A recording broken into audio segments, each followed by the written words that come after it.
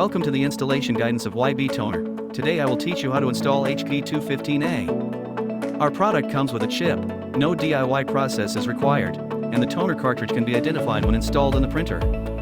Before installation, we have to remove the original toner cartridges from the printer. Firstly, prepare our compatible toner cartridges in advance. Shake it horizontally several times. Then unseal the toner cartridge.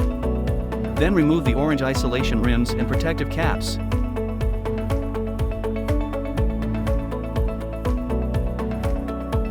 Be careful not to touch the surface of the OPC drum.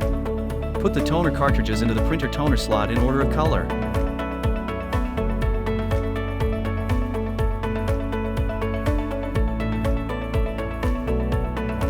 Finally, close the front gate and the printer can operate normally.